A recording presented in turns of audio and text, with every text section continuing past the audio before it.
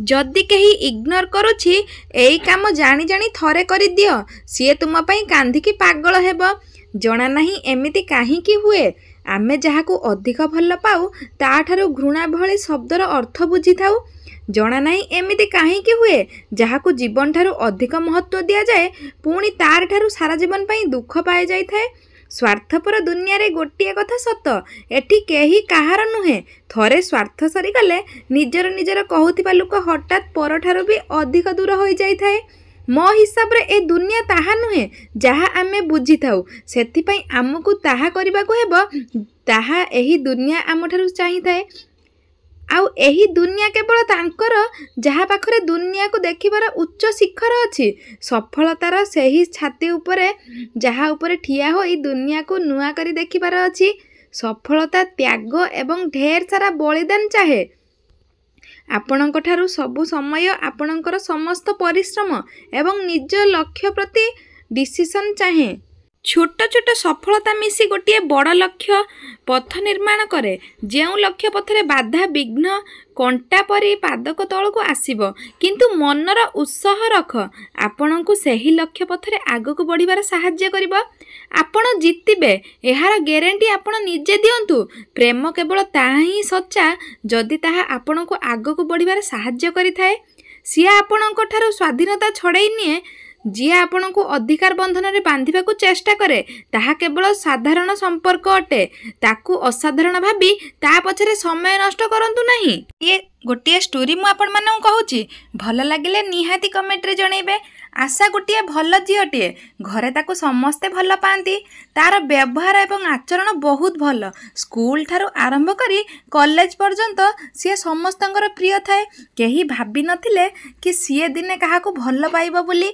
हेले समय स्रोतरे केतेबेले किए भल लागिबो एहा तो हृदय भी जानी न थाए। सही गाँर गोटे पिला विघ्नेश देखा जेतिकी भल तार कथबार्ता मध्य सेतिकी भल। विघ्नेश आउ आशा भितर एमिति देखु देखु भल पाइबार संपर्क गढ़ी उठिला। दुहे दुई को बहुत भल पाइले। सबुबेले कथा हेबा देखा हेबार एहीपरि चलिला। झीटीर परिवार मध्य विघ्नेश को ग्रहण करि सारिथिले। प्रेमर संपर्क एपरी होइथाए जहाँ हृदय आरंभ होई आत्मार निजर होइथाए। सांग साथी बापा माँ ठारू भी सही प्रेम संपर्क बड़ होइथाए। हजारे कटु कथा सहिबा परे मध्य सही संपर्क को छाड़ी होई न थाए।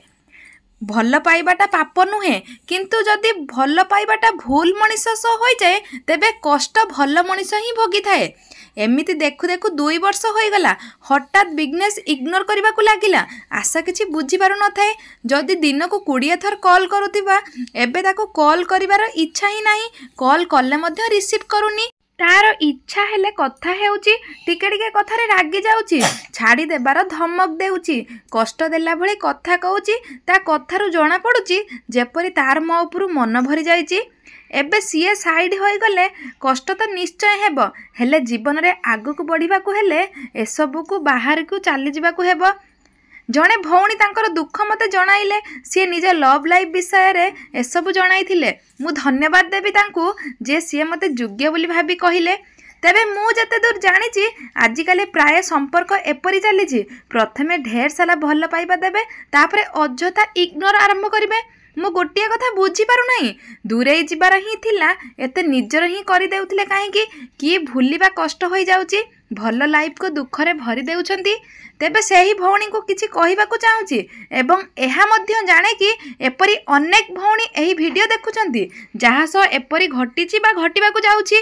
देखंतु जदि कहीं एपरी इग्नोर करूची तेबे जानी जानी निश्चय एही काम थरटिए करि दियंतु।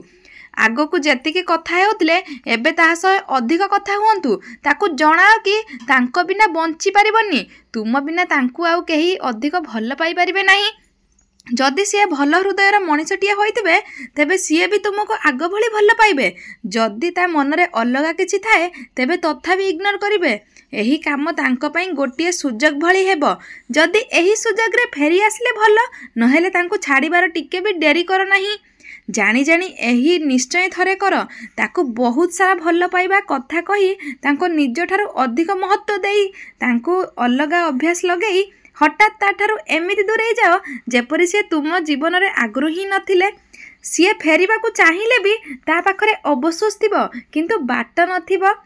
ଇମୋସନାଲରେ ଭାସି ନ ଯାଇ ତାଙ୍କୁ ଭସେଇ ଦିଅ, ଯେପରି ସିଏ ସାରା ଜୀବନ କେବଳ ତୁମକୁ ଝୁରୁଥିବେ। ଦେଖନ୍ତୁ, ଯଦି ସ୍ନେହ, ଆଦର, ଭଲ ପାଇବା ଏବଂ ସମ୍ମାନ ଥାଏ, ତେବେ ଗଛ ମୂଳରେ ବି ଶାନ୍ତିର ନିଦ ଆସେ। ଆଉ ଯଦି ଛଳନା, ପ୍ରତାରଣା ଏବଂ ଅସମ୍ମାନ ଥାଏ, ତେବେ ରାଜମହଲରେ ବି ଶାନ୍ତି ନଥାଏ। ପ୍ରେମ ମୁକ୍ତ ଆକାଶରେ ଉଡ଼ିବାର ଜରିଆ ହୋଇଥାଏ। ଯଦି ତାହା ଅଧିକାର ଶିକୁଳି ହୋଇଯାଏ, ତେବେ ସମ୍ପର୍କଟା ଯାହା କେବଳ ନାଁକୁ ମାତ୍ର ରହିଯାଏ। ମୁଁ ଯାହା କହିବି ସେଇଟା କହିବାକୁ ପଡ଼ିବ। ତୋର ମୋର ଏସବୁ ମାନିବାକୁ ପଡ଼ିବ। ତେଣିକି ତୋର ଇଚ୍ଛା ଥାଉ କି ନଥାଉ। ଆଉ ଯଦି କିଛି ଅବହେଳା ହୁଏ, ତେବେ ତୁ ମୋତେ ଭଲ ପାଉନୁ। ତୁ ମୋ ଜୀବନକୁ ନଷ୍ଟ କରିଦେଲୁ। ମୁଁ ଆଗରୁ ଭଲରେ ଥିଲି, ଏବେ ତୋ ପାଇଁ କଷ୍ଟରେ ଅଛି। ଏମିତି ଅନେକ କଥା କହି ସମ୍ପର୍କକୁ କାଟିବାକୁ ଚେଷ୍ଟା କରିବେ। ଆଜ୍ଞା, ଏହା ପ୍ରେମ ନୁହେଁ। ମୋତେ ମଟନ ଭଲ ଲାଗେ ନାହିଁ, ତା'ର ଦାମ ଅଧିକ ହେଲେ ମଧ୍ୟ ମୁଁ ଖାଇବି ନାହିଁ। ମୋତେ ବାଧ୍ୟ କଲେ ମୋର ବାନ୍ତି ହୋଇଯିବ, କାରଣ ମାତ୍ର ପଦେ ହିଁ ମୋର ମଟନ ପସନ୍ଦ ନୁହଁ। ସେହିପରି ଯିଏ ଯଦି ଇଚ୍ଛା ନଥିବା କାର୍ଯ୍ୟକୁ ବାରମ୍ବାର ବାଧ୍ୟ କରୁଛନ୍ତି, ସେହି କାର୍ଯ୍ୟ କେବେ ସଫଳତା ହେବ ନାହିଁ। ଯଦି ସିଏ ବାରମ୍ବାର ବାଧ୍ୟ କରୁଛନ୍ତି, ତେବେ ଏପରି ମିଛ ପ୍ରେମଠାରୁ ଯଥାସମ୍ଭବ ତେବେ ଦୂରକୁ ଦୂରେଇ ଯାଆନ୍ତୁ। ଏବେ ବି ସମୟ ଅଛି। ଆଗକୁ ଦେଖ, ପଛକୁ ପଛରେ ରଖି ଆଗକୁ ବଢ଼ିବାକୁ ଚେଷ୍ଟା କର। ଆପଣ ତାହା କରନ୍ତୁ ଯାହା ଆପଣଙ୍କୁ ସଫଳତା କରିବ। ତାକୁ ଚ୍ୟାଲେଞ୍ଜ ରୂପେ ନିଅନ୍ତୁ। ଦେଖିବେ ବାଟ ଚାଲିବା ମଜା ଲାଗିବ।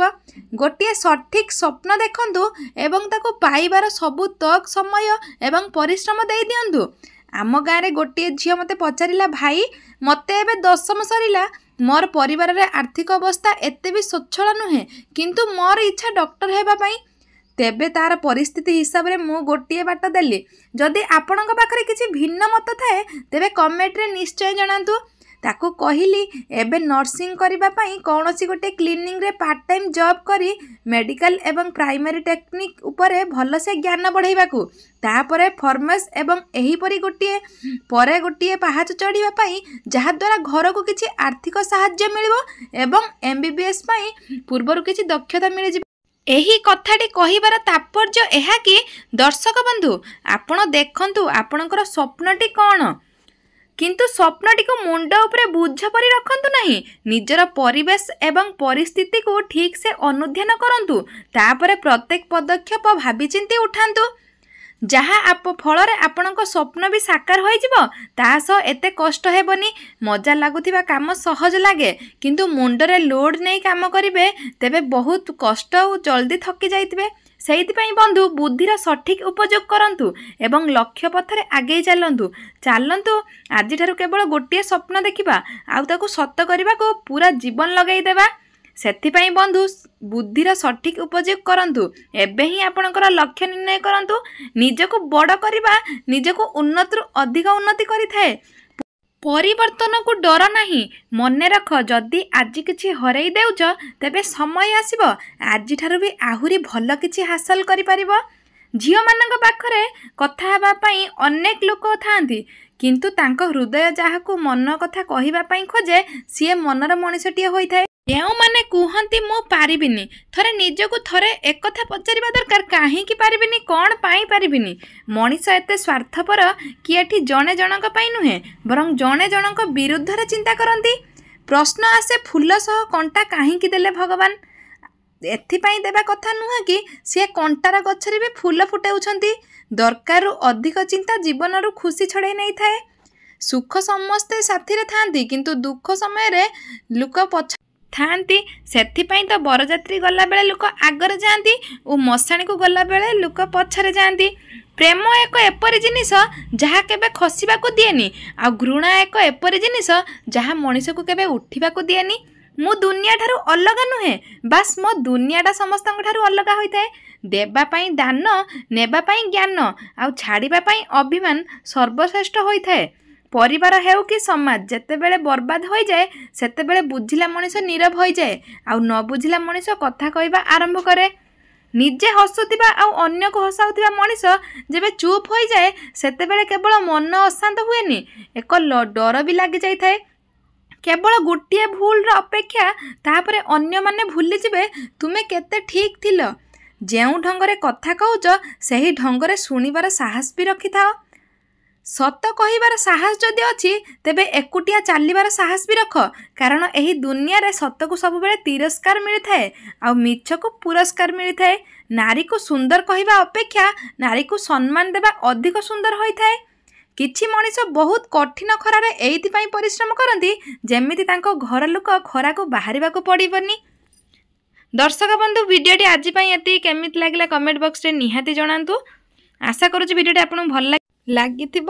ଯଦି ଆପଣମାନଙ୍କୁ ଭିଡ଼ିଓଟି ଭଲ ଲାଗିଛି ଲାଇକ୍ କରିବା ସହିତ କମେଣ୍ଟ କରନ୍ତୁ, ସେୟାର କରନ୍ତୁ, ସବସ୍କ୍ରାଇବ୍ କରନ୍ତୁ। ରହୁଛୁ, ନମସ୍କାର, ଜୟ ଜଗନ୍ନାଥ, ଧନ୍ୟବାଦ।